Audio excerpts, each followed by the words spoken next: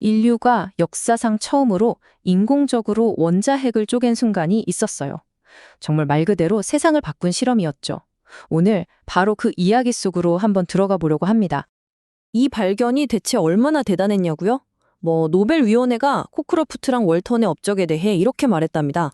핵 연구의 이정표로 우뚝 선 발견. 와, 이 한마디면 사실 모든 설명이 끝나는 거죠. 그야말로 완전히 새로운 시대의 문을 활짝 연 겁니다. 자, 그래서 오늘 우리가 함께 따라가 볼 여정은 이렇습니다. 먼저 물리학의 이정표가 된 사건을 보고 원자핵의 비밀을 파헤쳐 볼게요. 그리고 왜 더 강력한 힘이 필요했는지, 또 마침내 리튬 원자를 쪼갠 그 극적인 순간은 어땠는지, 그리고 그 실험이 어떤 새로운 시대를 열었는지까지 차근차근 살펴보겠습니다. 자, 첫 번째 파트, 물리학의 이정표입니다. 이 위대한 이야기의 주인공들을 먼저 만나봐야겠죠? 바로 존 코크로프트 경과 어니스트 월턴 교수입니다. 사실 이분들이 1932년에 정말 엄청난 발견을 했는데 무려 20년 가까이 지난 1951년에야 노벨 물리학상을 받게 됩니다. 정말 대단한 발견이었죠. 좋습니다. 이제 두 번째 파트 원자에 숨겨진 핵으로 넘어가 볼게요. 아니, 근데 이 실험이 대체 뭐가 그렇게 대단했던 걸까요? 그걸 제대로 알려면요. 시간을 살짝 뒤로 돌려서 20세기 초반, 당시 핵물리학이 딱 어느 수준이었는지부터 알아봐야 합니다. 자, 모든 건 여기서 시작됩니다. 1911년 그 유명한 어니스트 러더퍼드가 원자 중심에 아주 작지만 어마어마하게 단단한 핵이 있다는 걸 발견해요. 그리고 8년 뒤인 1919년에는 질소를 산소로 바꿔버리는 최초의 인공 원소 변환에 성공하죠. 그런데 1920년대 후반이 되니까 과학자들이 거대한 벽에 부딪힌 겁니다. 좋아, 여기까지는 왔는데 이제 뭘 해야 하지? 이 원자핵이라는 걸 대체 어떻게 더 깊이 들여다볼 수 있을까 하는 그런 고민에 빠진 거죠. 여기서 핵변환이라는 개념, 이거 정말 중요합니다. 말 그대로 하나의 원소가 전혀 다른 원소로 바뀌는 거예요. 마치 뭐랄까 중세시대 연금술사들이 꿈꾸던 그런 일이 실제로 일어난 거죠. 러더퍼드가 바로 1919년 실험에서 질소 원자에 뭔가를 했더니 짠! 하고 산소 원자로 바뀐 걸 확인한 겁니다. 이게 바로 인류 최초의 인공 핵변환이었어요.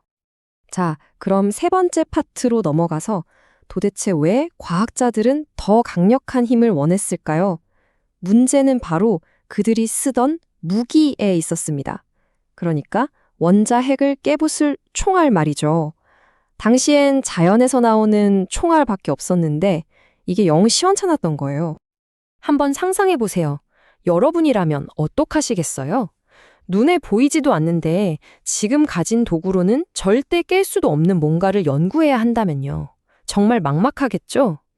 이게 바로 당시 물리학자들이 풀어야 했던 거대한 숙제였습니다. 그러니까 러더퍼드가 썼던 건 라듐 같은 데서 그냥 자연적으로 뿅뿅 튀어나오는 입자들이었거든요. 근데 이 자연산 총알이 문제가 뭐냐면 일단 힘이 너무 약해요. 그리고 제멋대로 날아가니까 제어도 안 되고 원자핵을 맞출 확률이 글쎄요, 거의 축구장에서 눈 가리고 동전 던져서 바늘 끝에 세우는 수준이었달까요?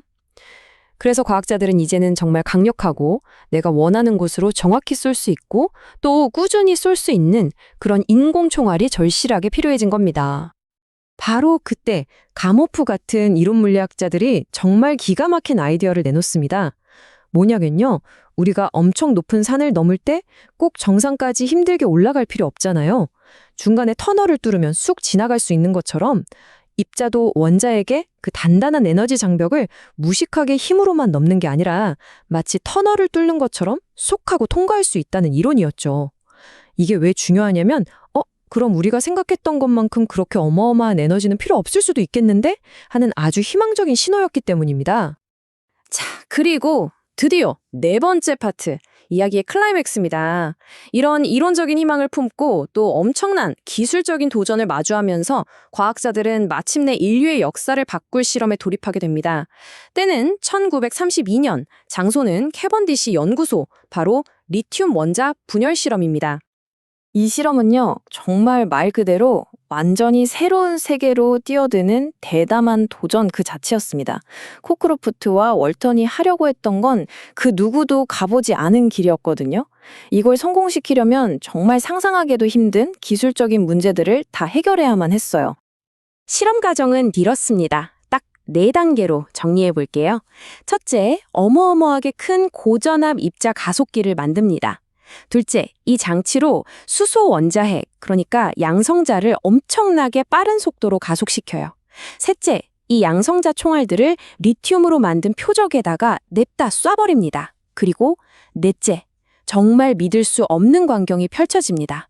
2개의 헬륨 원자핵이 마치 뭔가 폭발한 것처럼 양쪽 정반대 방향으로 미친 듯이 튕겨나가는 게 관측된 거예요.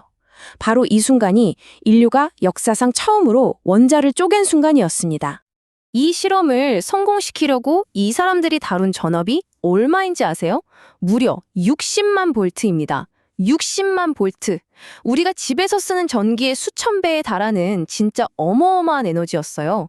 그 당시 기술로 이런 걸 만들었다는 건 정말 괴물 같은 장비를 만들어낸 거나 마찬가지입니다. 이 숫자 하나만 봐도 이분들의 기술력이 얼마나 대단했는지 감이 오시죠? 그래서 이 실험에 갖는 진짜 핵심적인 의미는 바로 이겁니다.